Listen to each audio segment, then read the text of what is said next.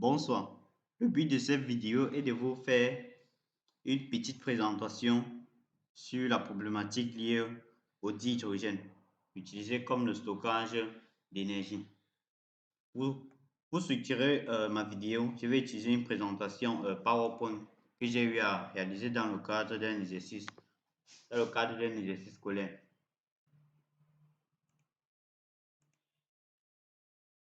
Voici en fait la présentation en question. Elle comporte 12 pages et à chaque diapo, je vais essayer d'expliquer quelques éléments dessus. Le dihydrogène ou l'eau est-il le futur du stockage de l'énergie électrique? Je vais prendre le cas de l'étude d'une pile à hydrogène. Pourquoi j'ai choisi ce sujet en fait? Ce sujet m'est venu en tête après avoir suivi quelques nouvelles, notamment l'investissement de Airbus dans son futur avion, notamment pour atteindre l'objectif zéro carbone. Et aussi Bill Gates qui a investi récemment des milliards pour, pour le développement de l'énergie électrique par le dihydrogène. Et aussi Toyota qui a lancé récemment sa voiture à dihydrogène. Donc tous ces éléments-là m'ont poussé à m'interroger un peu sur le dihydrogène comme avenir du stockage par l'énergie électrique.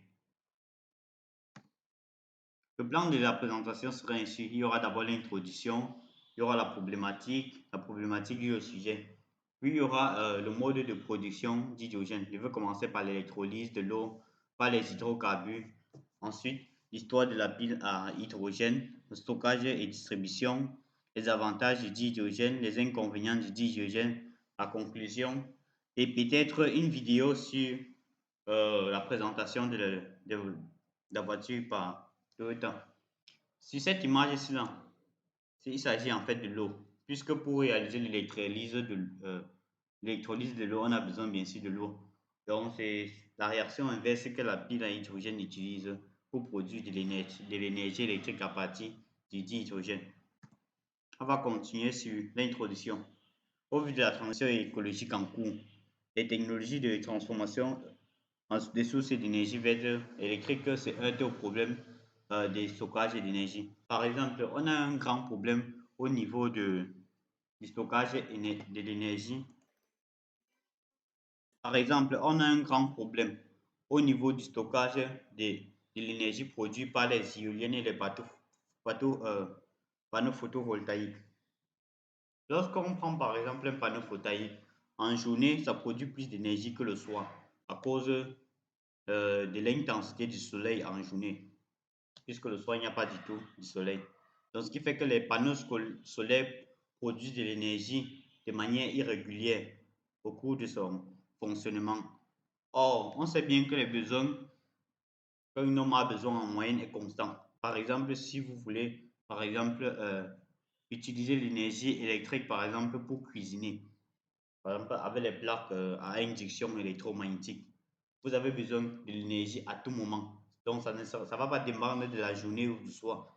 S'il arrive que vous vous réveillez à minuit et que vous voulez chauffer, par exemple, une tasse d'eau, vous n'aurez pas à vous poser la question, est-ce que les panneaux photovoltaïques ont produit assez d'électricité pour pouvoir chauffer? Donc, pour donc pallier à ces problèmes, on peut utiliser le dihydrogène. Donc, lorsque les panneaux photovoltaïques produisent en grande quantité en journée, ils les convertissent sous forme de dihydrogène.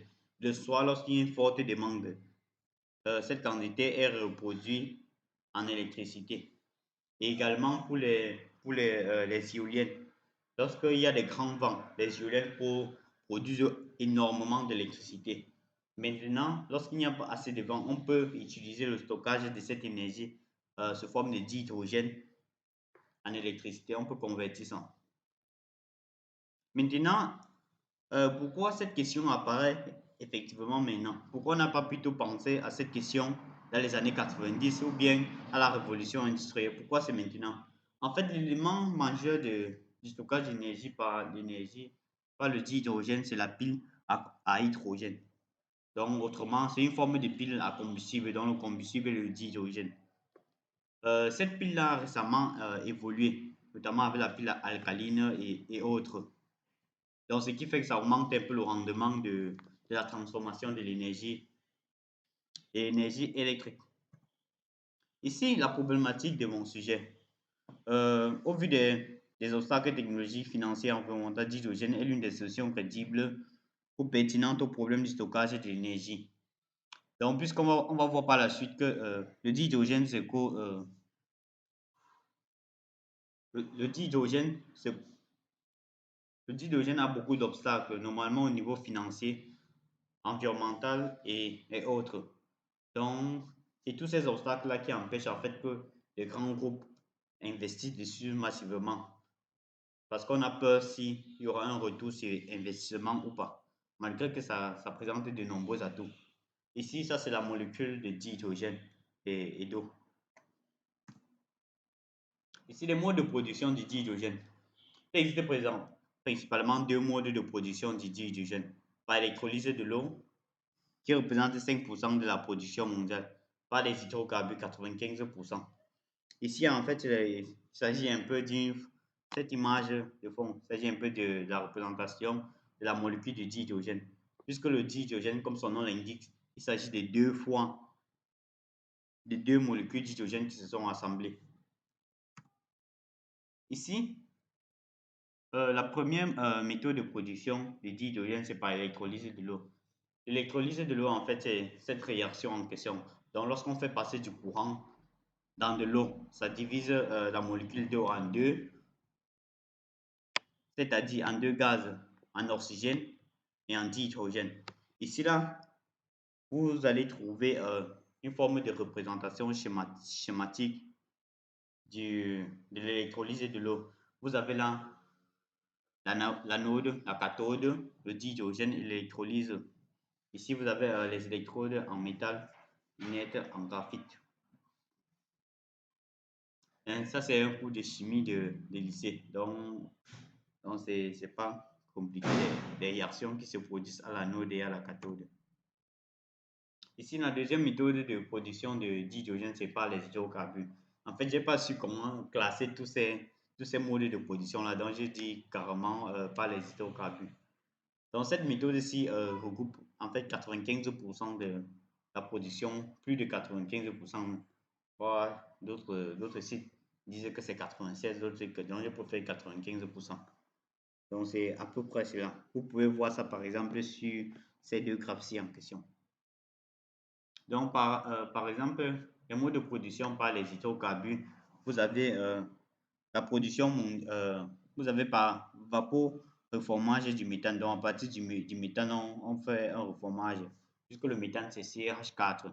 On aura juste qu'à séparer la molécule de carbone des quatre molécules de dihydrogène pour avoir le dihydrogène à part. Donc, 29% de la production se vient par oxydation partielle du pétrole. Il y a aussi 18% qui se fait par gasification du charbon. Par la suite, vous pouvez avoir quelques graphes qui symbolisent, qui schématisent ce que je viens de dire maintenant. Ça, c'est en 2011 ici. C'est quoi ici pour des positions? Ça, c'est en France. Histoire de la pile à hydrogène. La pile à hydrogène est un cas particulier de la pile à combustible. En fait, la pile à combustible regroupe plusieurs éléments. On peut utiliser comme combustible le dihydrogène ou ça le méthanol et plusieurs autres. Donc, tout élément qui peut relâcher du dihydrogène peut être utilisé comme pile à combustible. C'était découvert par l'allemand Christian Schoening en 1899. Ici, ça, c'est quelques recherches que j'ai eu à faire. Notamment, comme source de ce que j'ai écrit, si vous pouvez regarder l'article de Wikipédia sur l'hydrogène et aussi le lien que je vais mettre en description. Il dit avant le 2 mai 1900 par son principe de fonctionnement repose sur la réaction d'électrolyse de l'eau qui a été découvert avant le 2 mai 1980 par les chimistes britanniques William Mitchell et Callister. En 1932, Francis Thomas Bacon a inventé une pile à combustible alcaline qui consomme le dihydrogène et l'oxygène dont les agents spatiaux utiliseront notamment dans les... En fait, la NASA a utilisé dans les années 90 comme combustible pour propulser les fusées le dihydrogène. Donc, notamment dans les missions Gemini et les missions Apollo, les missions Soyuz 700KL3. Donc, le combustible des fusées, c'était le dihydrogène. Donc, on avait déjà à l'époque l'utilité du dihydrogène, notamment pour la propulsion des fusées et des navettes spatiales. Un autre titre de ma présentation, c'est le stockage et la distribution. L'hydrogène est l'élément le plus abondant sur Terre. En fait, l'hydrogène, on le retrouve un peu partout. On le retrouve notamment dans l'air. Dans l'air, avec, la molécule, avec le dihydrogène qui entre dans la composition de l'air, même si c'est en très faible quantité. On le retrouve aussi surtout dans l'eau, puisque notre planète a le nom de planète bleue, donc une boule sphérique, dont la surface est recouverte à 13% d'eau. Et l'eau, en fait, c'est juste le H2O, donc c'est constitué de deux molécules d'hydrogène et une molécule d'oxygène. Ici, on a la distribution du dihydrogène se fait un peu comme le gaz de cuisine. Par exemple, le gaz qu'on utilise en cuisine, on peut aussi distribuer l'hydrogène par un peu comme les bouteilles. Ça, c'est le cas d'une bouteille qui contient le dihydrogène liquide. En fait, c'est quoi le dihydrogène liquide? Le dihydrogène liquide n'est qu'une forme condensée du dihydrogène. Donc, lorsqu'on exerce une forte pression sur le dihydrogène, ça donne le dihydrogène liquide. C'est ce mode de transport qu'on utilise notamment pour la vente du dihydrogène, puisqu'on utilise le dihydrogène dans plusieurs applications industrielles, notamment en chimie, pour produire les engrais, pour l'ammoniac et autres.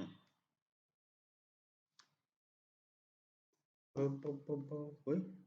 Ici, ça, si vous regardez bien ce figure, vous allez voir Shell hydrogène, donc un peu comme une cellule à hydrogène. C'est un peu comme les stations de distribution d'essence et autres. Donc, l'équivalent de ça pour distribuer le dihydrogène. Là, vous pouvez voir les parties d'une bouteille à hydrogène. Ici, les avantages du dihydrogène. Les avantages du dihydrogène sont très nombreux. Pourquoi? Parce que si vous entendez par exemple, si Billy Gates, par exemple, qui est un grand homme d'affaires, investit sur le dihydrogène, c'est que c'est un avenir d'abord promoteur, puisqu'il ne peut pas faire des investissements idiots. Puisque vous voyez aussi Toyota, si Toyota a réussi à concentrer, à mettre ses ingénieurs pour produire une voiture à hydrogène, c'est que c'est vraiment un projet qui les tient à cœur. Et aussi, je crois aussi la France investit également dans les piles à hydrogène. Oui, si je me rappelle bien, oui. Parce qu'ils prennent ça un peu comme l'équivalent, ils prennent ça comme le futur du stockage de l'énergie électrique. Ça, l'avenir nous dira. Je crois que même l'Allemagne l'Allemagne aussi, avec leurs panneaux, puisque l'Allemagne, ils sont très forts en matière d'énergie renouvelable, notamment les éoliennes et les smart grids. Je crois que les Allemands sont très forts là-dedans. La densité d'énergie du dihydrogène liquide est très grande. Ah oui, un autre avantage du dihydrogène, c'est le fait qu'il contient 4 fois plus d'énergie en... Par exemple, un litre de dihydrogène liquide contient 4 fois d'énergie qu'un litre d'essence. Donc, si vous avez 2 litres, vous avez 1 litre de dihydrogène et 1 litre d'essence. Un litre de dihydrogène doit contenir 4 fois plus d'énergie qu'un litre d'essence. Donc, si vous voulez brûler là, le dihydrogène va 4 fois la quantité d'énergie que doit la quantité d'énergie que doit libérer le dihydrogène doit être 4 fois plus supérieure aux autres. Maintenant, on va passer sur les inconvénients. En fait, le dihydrogène présente beaucoup d'inconvénients. Premier inconvénient, que c'est très volatile. Comme puisque le dihydrogène, c'est l'un des composés les plus légers au monde. On peut utiliser ça normalement pour gonfler les ballons. Donc, c'est aussi comme ça que ça s'évapore très facilement. Donc, on peut facilement avoir les fuites dans les, dans les réservoirs à hydrogène. Donc, ça peut facilement s'évaporer. Et aussi, c'est très explosif. Tout à l'heure, là, on a vu que le dihydrogène contenait 4 fois, c'était 4 fois plus en densité d'énergie par litre que l'essence. Ici, par exemple, sur la photo, si ça c'est, je crois, j'ai téléchargé ça sur le net, l'explosion d'une station à hydrogène en Norvège. Je crois que j'ai téléchargé ça sur le Internet, si je ne me trompe pas. Oui, c'est ça, en Norvège. Ici, la conclusion de ce que je veux dire ici. En fait, qu'est-ce que je pense réellement du dihydrogène? Le dihydrogène, en fait, tout d'abord, je ne peux pas prédire l'avenir, donc je ne sais pas ce qui va se passer dans les avenirs avec sur le dihydrogène. Mais ce qui est sûr, tôt ou tard, on doit faire l'étude du dihydrogène, puisque c'est l'élément le plus léger sur Terre. Parce que le l'hydrogène ne peut pas être isolé dans la nature, il se met toujours en forme d'hydrogène. Donc, tôt ou tard, on allait faire l'étude du dihydrogène d'une manière approfondie. Donc, ça ne servira à rien qu'on ne le fasse pas maintenant, en période de calme comme ça. Et aussi, notamment avec la pile à hydrogène, on peut l'utiliser comme stockage d'énergie électrique, même si on ne peut pas encore l'employer dans les voitures à cause de la disposition des stations. Par exemple, pour les stations à dihydrogène, il n'y a pas assez dans le monde. Par exemple, je crois ici, ici là où je me trouve en Afrique, je n'ai jamais vu une station à hydrogène. Donc, je ne crois pas que vraiment en Afrique, on est très loin de ça. Maintenant, ces problèmes-là ne peuvent pas quand même empêcher de faire des recherches dessus. On peut quand même l'utiliser pour, le, pour, pour les éoliennes. Par exemple, avoir une ferme d'éoliennes, on peut utiliser une pile à hydrogène pour stocker et réguler ça. Également aussi pour les panneaux photovoltaïques. C'était tout, c'était tout pour ma présentation. Je crois que je referai régulièrement des vidéos sur le hydrogène puisque c'est un sujet qui me passionne, qui me passionne. Hmm. Alors, je ferai, ça c'est ma première vidéo dessus et je crois que plusieurs vidéos suivront. Si vous avez aimé cette vidéo, n'hésitez pas à liker. Et si je me suis trompé sur quelque chose, n'hésitez pas à me corriger puisque je ne maîtrise pas vraiment le domaine. Et aussi, je ferai l'effort de mettre les sources de ce que j'ai dit ici dans la description. Si je retrouve le tout, puisque je suis énormément de vidéos dessus. Donc, je ne sais pas si de retrouver toutes les vidéos où j'ai eu à suivre des informations là-dessus. Et aussi, si vous avez des questions à me suggérer, écrivez également en commentaire. C'était tout pour la vidéo. Bye.